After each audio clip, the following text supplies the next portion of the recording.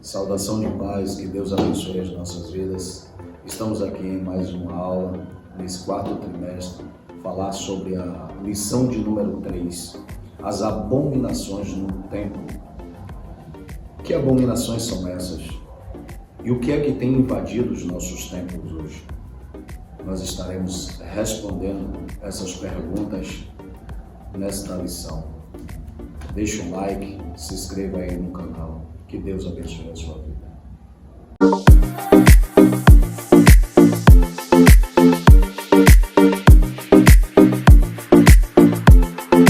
Deus abençoe. Estamos aqui em mais uma aula, nesse quarto trimestre, lição de número 3, falando sobre as abominações no templo. A introdução hoje desta lição, nós vamos abordar alguns temas importantes para a nossa vida, para a nossa caminhada, para o aspecto igreja, o que estamos vivendo nos dias de hoje, o que estamos passando no dia de hoje.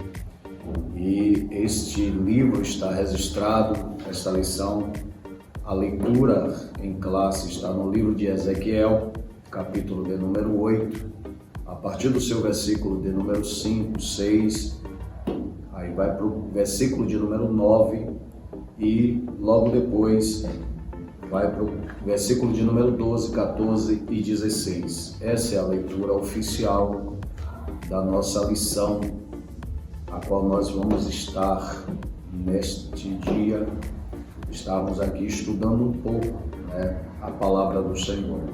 A introdução desta lição: a literatura apocalíptica se caracteriza pela presença de símbolos, sonhos e visões. O livro de Apocalipse é um exemplo clássico desse modelo literário.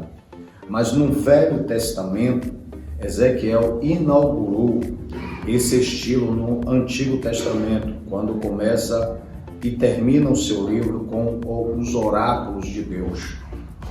Apocalíptico, ou seja, revelações da parte de Deus, onde Deus traz revelações no capítulo 1, onde Ezequiel ele tem a visão da glória de Deus. Ali também no capítulo de número 40 ao 48, Ezequiel tem algumas visões apocalípticas, assim como a visão do templo, do grande templo. E no capítulo 8, aonde nós estaremos estudando nesta aula, do 8 ao capítulo de número 11. Assim como Deus, ele também deu algumas visões apocalípticas também a Daniel.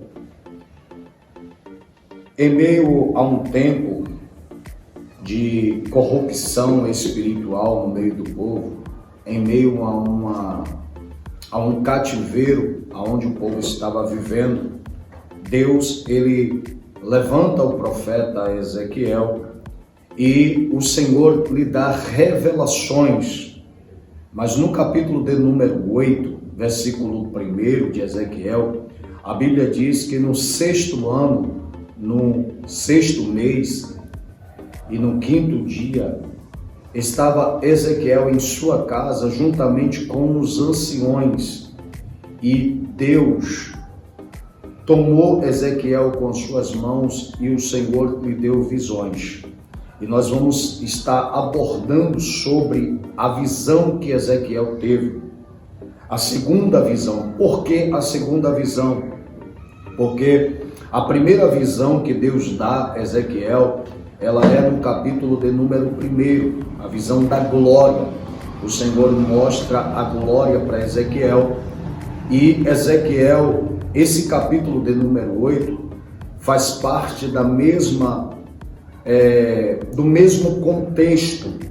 O intervalo de tempo é apenas de 14 meses de uma visão para outra. Por isso que ela é chamada de segunda visão. Só que a visão que Deus deu a Ezequiel, a primeira visão, foi a visão da glória, A glória ali, a palavra glória ali, não é no hebraico, não é a palavra Shekinah, que fala de presença de Deus.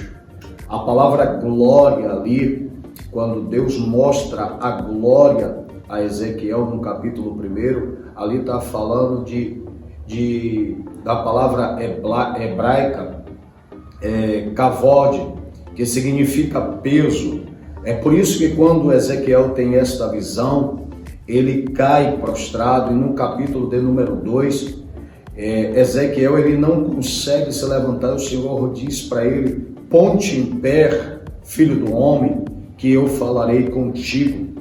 Porque tamanha foi a glória, o peso da glória que Ezequiel teve, a revelação da parte de Deus, que ele não se conteve, ele caiu em terra. E o Senhor manda ele se colocar de pé, para que o Senhor lhe trouxesse revelações da parte de Deus. Mas neste capítulo 8, Ezequiel ele não tem uma visão da glória, ele tem uma visão de um templo corrompido. O capítulo de número 8 de Ezequiel, nós podemos observar que Ezequiel está dentro da sua residência, dentro da sua casa, no cativeiro babilônico, é bem verdade, mas a Bíblia diz no versículo 1 que os anciões de Judá, que estavam também dentro do cativeiro, foram visitar Ezequiel com o propósito de quê?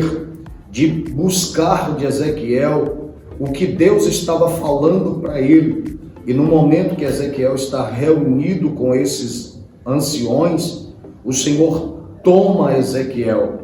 O Senhor toma Ezequiel em espírito e o Senhor conduz Ezequiel para uma visão ali em Jerusalém. A Bíblia diz que Deus toma Ezequiel entre os céus e a terra, e o Senhor diz para Ezequiel: vira-te o teu rosto para o lado norte e contempla Ezequiel. E Ezequiel ele vira-se para a região ou para a direção de Jerusalém, e a visão que Ezequiel tem é uma visão de abominação que ele tem do templo. A visão no capítulo 8 destaca demais visões do próprio Ezequiel. Ou seja, esta visão do capítulo 8, ela difere de todas as outras visões que ele teve. Por quê? Porque essa visão, no Antigo Testamento, ele foi levado pelo Espírito entre o céu e a terra e levado a Jerusalém em uma visão. As visões de Deus mostravam fatos que estavam acontecendo no ato da revelação. Ou seja, aquela visão que Ezequiel estava tendo ali era uma visão do que estava acontecendo dentro do templo. Não era algo futurístico que Ezequiel estava vendo. É bem verdade que o propósito da visão não era só naquele momento, era uma visão a médio e a longo prazo. Mas Deus estava mostrando a Ezequiel o que estava acontecendo naquele exato momento dentro do templo. Assim como, e da mesma forma, da mesma forma que o Senhor mostrou a Ezequiel em revelação, em visão, o Senhor também mostra a João na ilha de Pátimo. E o Senhor diz para João: escreve as coisas que tem visto e as que são, e as que depois desta hão de acontecer. O propósito da revelação de Deus era algo que estava acontecendo, era algo no presente e era algo para o futuro. Era uma visão apocalíptica, ou seja, Ezequiel estava dentro do cativeiro, mas Deus estava mostrando a ele em visão a corrupção dentro do templo. Mesmo vindo o cativeiro sobre a nação de Israel, mesmo vindo o cativeiro sobre o povo de Judá, e o que nós entendemos nesse momento aqui, no terceiro subtópico, como entender esta visão? Ezequiel foi transportado pelo Espírito da Babilônia para o templo de Jerusalém. Mas alguns estudiosos acreditam que ele foi conduzido em corpo. Mas, olhando para o contexto escrito, nós percebemos que Ezequiel, ele foi levado em espírito. Até porque o contexto diz assim mesmo: e me trouxe a Jerusalém em visões de Deus, capítulo 8, versículo 3. Ou seja, Ezequiel, ele teve visões de Deus. Ele foi transportado de um lugar para o outro em espírito. Ele estava dentro da sua casa, juntamente com os anciões, reunidos ali no capítulo 8, o contexto diz isso, versículo 1. Mas o Senhor toma Ezequiel em espírito e o conduz e lhe mostra o que estava acontecendo dentro do templo. E depois disso, o Senhor traz Ezequiel, isso está registrado no capítulo 11, versículo de número 24. Essa é a mesma experiência do apóstolo João, que está registrado em Apocalipse capítulo 1, versículo 10, que diz assim: e eu fui arrebatado em espírito no dia do Senhor, e ouvir detrás de mim uma grande voz como de trombeta, que dizia: o que vês e ouvir, escreve em um livro. Ou seja, a mesma experiência que Ezequiel teve ali próximo ao rio Quebar, dentro da sua casa, João também tem ali na ilha de Pátimo, que ele é tomado em espírito e o Senhor dá revelações. Só que a revelação que João tem na ilha de Pátimo é uma revelação nos céus. A revelação que o profeta aqui ele está tendo é uma visão do que estava acontecendo dentro do templo. O segundo tópico desta lição, ela fala sobre as abominações.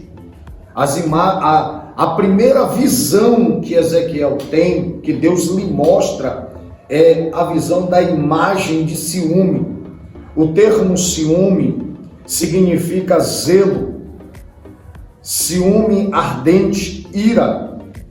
Essa imagem em hebraico é conhecida como semel. Em hebraico, imagem ou ídolo, que muitos expositores do Antigo Testamento identificam como a imagem de Azera, uma deusa. Azera, deusa também conhecida como bosque ou poste-ídolo. O rei Manassés, no seu reinado, isto está inserido lá em 2 Reis, capítulo 21, versículo 3 ao versículo 7, que o rei Manassés, ele levanta essa estátua de Azera ali na entrada do templo, para que o povo se voltasse, ou seja, idolatrasse essa imagem. Mas quando Josias, o reformador, Josias, ele se levanta como rei, Josias, ele automaticamente no capítulo 23, capítulo 23, versículo 3 em diante, Ezequias, ele destrói essa imagem. Então, alguns estudiosos acreditam que devido ao cativeiro, a ida do povo para o cativeiro babilônico, foi-se colocado esta imagem de Azera na entrada do templo, aonde o povo estava adorando e virando as costas para Deus. E se tem uma coisa que Deus não suporta, se tem uma coisa que levanta-se a ira de Deus, é quando alguém coloca alguma coisa ou algo acima de Deus. A nossa geração, ela muitas das vezes estão deixando Deus em segundo plano, estão virando as costas para Deus, estão adorando homens, meramente homens falhos, homens pecadores, mulheres, artistas, pessoas de fama, pessoas de sucesso, mas são pessoas pecadoras, pessoas falhas, pessoas sujeitas a errar. E muitos estão idolatrando essas pessoas. E isso também é uma idolatria. Nós precisamos tomar cuidado com isso, porque no tempo de Ezequias, no tempo do profeta Ezequiel, houve esse movimento, né? Mesmo em meio ao cativeiro, o povo ele se voltou para a idolatria. Mas o Senhor está levantando o profeta, o Senhor está mostrando para o profeta acerca da corrupção da nação. Até porque dentro desse período de tempo do cativeiro, o cativeiro já durava 6 anos e meio. O templo ainda não tinha sido destruído. Uma grande parte da cidade também ainda não tinha sido destruída. Aí o povo que estava lá e alguns que estavam no cativeiro, porque o templo ainda estava de pé, muitos estavam acreditando que Deus ia entrar, o Deus ia mover, que Deus ia tirar o povo, que era só um período de tempo, que era pouco tempo o cativeiro. E falsos profetas estavam se levantando para profetizar só bênçãos, palavras que massageiam o coração do homem. Mas Deus está dizendo para mim e para você que tem que haver um despertamento espiritual. Tira do meio da casa do Senhor tudo aquilo que afasta o homem de Deus. Toda a idolatria, todo poste ídolos que é colocado dentro das casas ou dentro do templo para ser idolatrado. Nós precisamos entender. O Senhor estava mostrando para o profeta a corrupção do templo. O uso da expressão imagem de ciúme explica por que a idolatria provoca o ciúme de Deus pelo seu povo. Quando capítulo de número 33 de Êxodo, a Bíblia diz que Moisés está no monte e ali há um grande barulho no povo lá embaixo e Moisés pergunta: que alarido é esse? Alarido de quem venceu ou de quem perdeu? E o Senhor diz para ele: não é nem de quem venceu nem de quem perdeu, é o teu povo que se corrompeu. E quando Moisés desce do monte, a Bíblia diz que o povo estava adorando a um bezerro feito, e ali o povo estava se alegrando diante daquele bezerro, mesmo tendo visto Deus abrir o mar vermelho, mesmo tendo visto Deus descer maná dos céus, mesmo tendo visto a nuvem do Senhor fazer sombra para o povo durante a trajetória do deserto. Quando o povo caminhava, a nuvem também o seguia. Quando o povo parava, a nuvem também parava.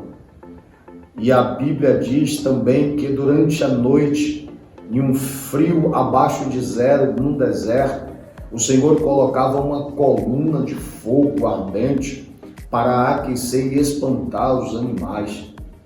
E o povo, mesmo assim, estava adorando imagem, colocando ali um bezerro de ouro e dançando e adorando. Aí levanta-se a ira de Deus, porque nós precisamos entender que o Senhor não é a minha primeira prioridade. O Senhor não é a minha prioridade, porque quando Deus é a minha primeira prioridade, eu tenho uma segunda prioridade, eu tenho uma terceira, uma quarta prioridade. Deus ele tem que ser exclusividade na minha vida. Deus ele tem que ser exclusividade na minha família, no meu ministério, no meu trabalho. Deus tem que ser exclusividade em tudo que eu faça. O culto aos animais. A primeira visão que Ezequiel tem é a visão do pôster ídolo, que estudiosos dizem que era a imagem de Azera, que foi colocado bem na entrada do templo.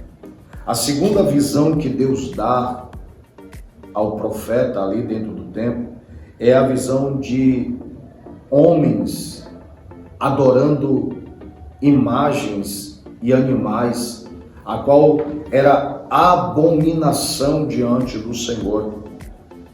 Idolatria essa que era comum na nação do Egito, aonde eles adoravam diversos tipos de animais, mas aquele povo que conhecia a palavra do Senhor, que conhecia os mandamentos do Senhor, que sabia que Deus desprezava essa idolatria, mas o povo mesmo assim estava adorando.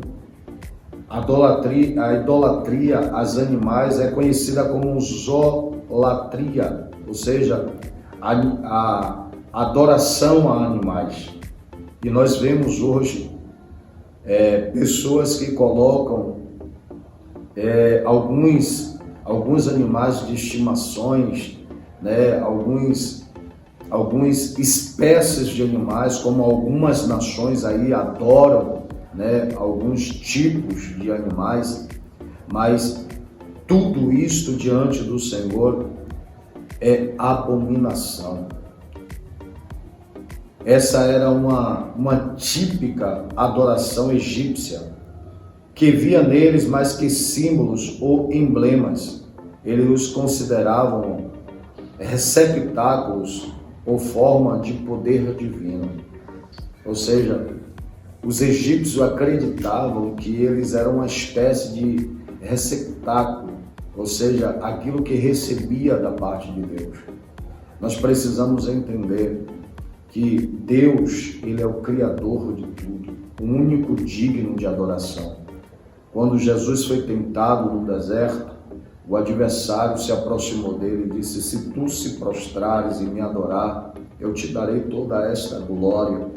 O Senhor Jesus disse: apartai-vos de mim, porque só ao Senhor prestarás culto e adorarás ao Senhor. Só o Senhor é digno de ser adorado. A terceira visão que Deus mostra dentro do templo ao profeta é a visão dos 70 anciões. Os anciões ali em hebraico, no literal, ele é conhecido como idoso, ou no grego conhecido como presbíteros, ou também anciões. Essa referência de anciões, que no grego significa presbítero, idoso ou pessoas mais velhas, porque o profeta teve esse cuidado de trazer essa informação desses anciões, porque uma das responsabilidades dos anciões era instruir os mais novos, era guiar os mais novos, era trazer conhecimento acerca do que Deus fez no passado, da forma que Deus tirou o povo do cativeiro do Egito e da forma que Deus conduziu o povo em meio ao deserto. Então, o papel desses anciões era trazer um ensinamento puro acerca das Escrituras, acerca da palavra do Senhor. Mas o profeta, o Senhor mostra para o profeta em visão que esses anciões, 70 anciões, estavam corrompidos, estavam se vendendo dentro do templo, estavam ali adorando a outros deuses, e dentre esses estava entre eles um dos homens conhecido como Safã. Nessa passagem é o mesmo escrivão do rei Josias, ou seja, esse Safã, escrivão, Alguns estudiosos acreditam que possa ser ele ou não. Jezanias seria uma ovelha, ou seja, Jezanias, filho de Sarfã. Acredita-se que ele, no tempo de Josias, ele estava vivendo um tempo de reforma espiritual. Mas aqui no livro do profeta Ezequiel, ele aparece se corrompendo juntamente com esses anciões, ou seja, se voltando para a idolatria. Nós precisamos entender que nós precisamos seguir o que realmente, verdadeiramente nós queremos, ou nos posicionarmos espiritualmente. Nós não podemos hoje estar vivendo de qualquer maneira, hoje ser crente, amanhã não ser, hoje viver de um jeito, amanhã de outro. Nós precisamos ter um foco, nós precisamos ter um objetivo. Esse Jezanias seria uma ovelha descartada, como acontece ainda hoje em boas famílias da igreja, e de um filho ou uma filha que se apostataram da fé. Pessoas que um dia estavam aqui adorando ao Senhor, pessoas que estavam pregando o Evangelho, mas se apostataram da fé, viraram as costas para Deus, negaram a fé. Nós precisamos entender que nós defendemos a palavra do Senhor. O terceiro tópico dessa lição fala sobre as abominações, o ritual de Tamuz. Tamuz era uma divindade babilônica de origem suméria, conhecida como Deus da vegetação e dos rebanhos. A crença pagã era que ela ficava 6 meses ficava 6 meses morto no submundo, e 6 meses ele ressurgia dentre os mortos. Ou seja, no período de seca, segundo a cultura deles, segundo o entendimento, a crença pagã deles, é que ele ficava durante o período de 6 meses dentre os mortos, e depois desses 6 meses ele revivia e ele começava a trazer uma prosperidade, ele começava a trazer chuva, ou seja, 6 meses de chuva.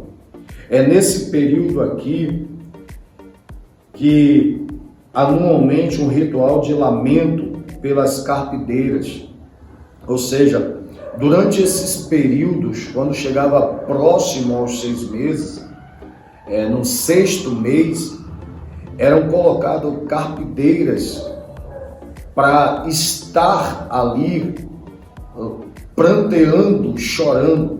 Carpideiras aqui, profissionais do choro, aquelas que eram contratadas para estar chorando.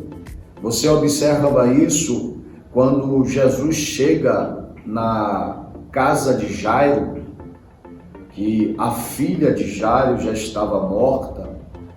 Quando Jesus vai saindo de um lugar em direção à cidade, à casa de Jairo, quando Jesus se aproxima, a primeira coisa que Jesus faz é retirar, mandar que saísse as carpideiras.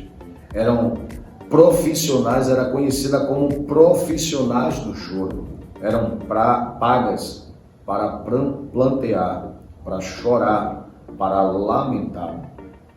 E nessa visão que o profeta Ezequiel tem, ele percebe que havia algumas mulheres chorando, planteando, ou seja, próximo e dentro do templo do Senhor.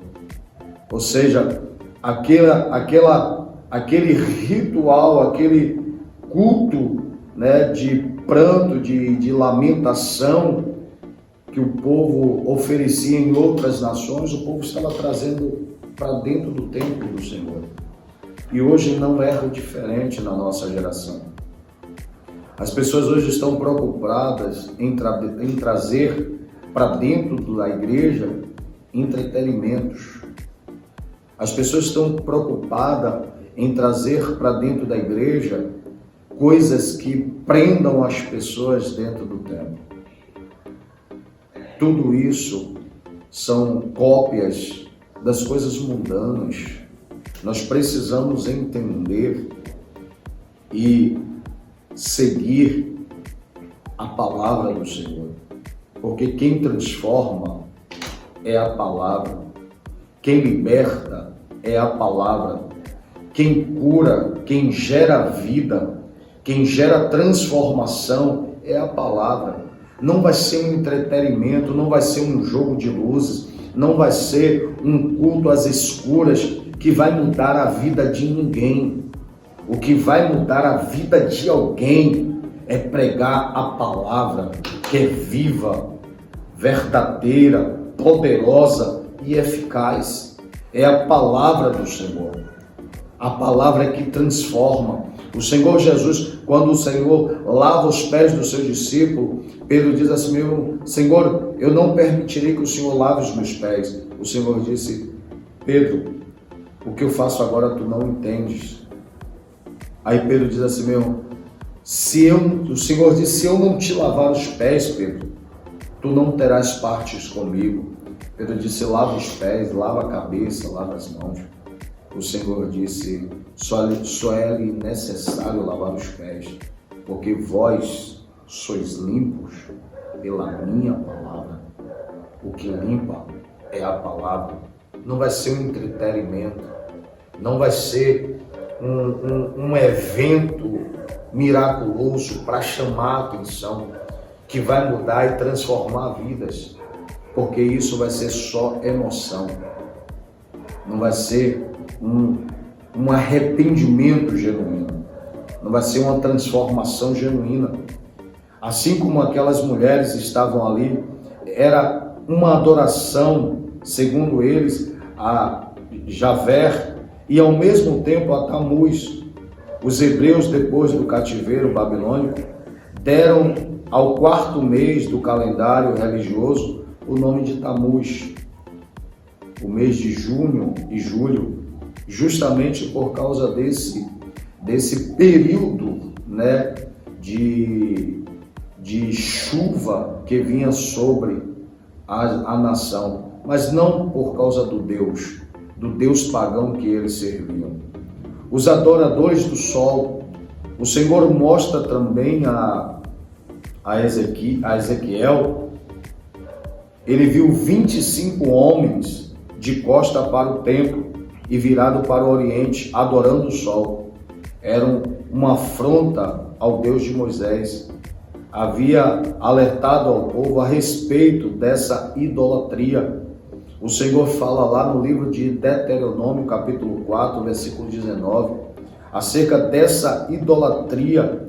E havia no Egito um templo do sol, em hebraico, casa do sol. Ou seja, o povo, quando estava vivendo dentro do cativeiro, eles dentro do cativeiro egípcio, havia diversos deuses. Quando o Senhor envia as pragas sobre o Egito, uma das pragas que Deus envia, que há um tempo de trevas sobre a terra, era justamente por causa desse Deus pagão que os egípcios adoravam e acreditavam que era o Deus Sol. E Deus estava mostrando que não havia outro Deus a não ser Ele, a não ser o Deus eterno, que criou os céus, que criou a terra, que criou os luminares. Quando o Senhor ele cria ali em Gênesis capítulo de número 1, o Senhor diz, e fez Deus o luminar maior para governar o dia e o luminar menor para governar a noite. O sol não foi feito O sol não é Deus. Deus, ele criou todas as coisas. E a Bíblia nos dá esse relato, que quem fez o sol com o poder da palavra foi o Deus Yahvé, o Deus poderoso, o Deus que fez todas as coisas, que criou todas as coisas. Os adoradores do sol, mesmo sabendo que Deus o tinham alertado acerca disso, mas mesmo assim aqueles homens estavam ali adorando, né, se voltando, trazendo uma ira ao coração de Deus. Por quê? Porque Deus, o objetivo do Senhor, eu disse nas aulas passadas, você dá uma olhadinha na lição anterior, na aula anterior, o objetivo de Deus não era castigar o povo, não era trazer sofrimento para o povo. O objetivo de Deus não era trazer dor, angústia, morte no meio do povo. O objetivo de Deus era que houvesse um grande arrependimento no meio da nação. Mas mesmo assim, com toda a evidência do que estava acontecendo, Deus avisando através do profeta Jeremias, o profeta Jeremias profetizando contra as abominações, contra a idolatria, mas mesmo assim o povo estava se voltando para a idolatria naquele lugar. Os anciões da casa do profeta, e retornando à abertura da profecia, Ezequiel 8, versículo 1, parece que esses anciões exerciam autoridade espiritual sobre os exilados, visto que não havia, no momento, uma liderança espiritual centralizada. O rei Joaquim estava na Babilônia, mas na condição de prisioneiro, só após a morte de Nabucodonosor. Mais de 20 anos depois, Merodach, que o sucedeu no trono, mandou libertar Joaquim da prisão e mudar sua roupa de prisioneiro. Observe que no capítulo de número 8, versículo 1, aquilo que nós falamos logo no início da introdução.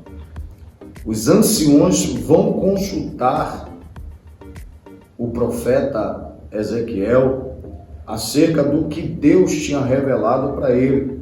E no momento que eles estão consultando a Deus, eles representavam uma certa liderança ali no meio do povo. Mas o Senhor mostra para Ezequiel que os anciões que estavam em Judá, os anciões que ficaram em Judá, que ficaram a cuidado do templo, em vez de estar instruindo ao povo ao arrependimento, em vez de estar instruindo ao povo a voltar-se o coração para Deus, eles estavam conduzindo o povo para um caminho de idolatria. E hoje, dentro das nossas igrejas, nós estamos vendo líderes, pastores, homens que se dizem homens de Deus, conduzindo uma geração para a idolatria, para adorar a homens pecadores, homens falhos, homens imperfeitos. Mas o nosso papel aqui, como servo do Senhor, é direcionar a igreja brasileira, é direcionar aos cristãos que o único caminho para a salvação continua sendo Jesus. Não há outro caminho. Só há um Deus nos céus e na terra, não há outro Deus. Não adianta criar expectativa no homem. Não há condição de criar expectativa no presidente, no governador, seja qual for a liderança humana que esteja aí. A nossa expectativa tem que estar em Deus, porque Deus, Ele sonda, Deus, Ele sabe a necessidade do seu povo. Os anciões vinham em busca de palavra, com certeza, com frequência, à casa do profeta Ezequiel. No entanto, há quem afirme que não faziam parte da ala dos fiéis, mas que procurava Ezequiel para se manterem informados. Isso parece ser um pouco improvável. Além disso, os falsos profetas atrapalhavam a vida espiritual dos exilados, assim como em Jerusalém. Observe que os falsos profetas, mesmo em meio ao cativeiro, havia os falsos profetas que estavam profetizando dentro da Babilônia, profetizando contrária à vontade de Deus, aquilo que eles achavam por bem profetizar, para massagear o ego, o coração humano. Assim também dentro de Jerusalém, aqueles que ficaram, os remanescentes que ficaram do cativeiro, também havia um grupo de falsos profetas profetizando ali falsas profecias. E hoje nós vemos muitos falsos profetas se levantando. A palavra do Senhor diz que no final do tempo se levantariam os falsos profetas, os falsos mestres. Acautelai-vos, tomai cuidado, examinai tudo aquilo que está sendo dito, que está sendo ensinado, que está sendo instruído, se vem de Deus ou se vem do homem.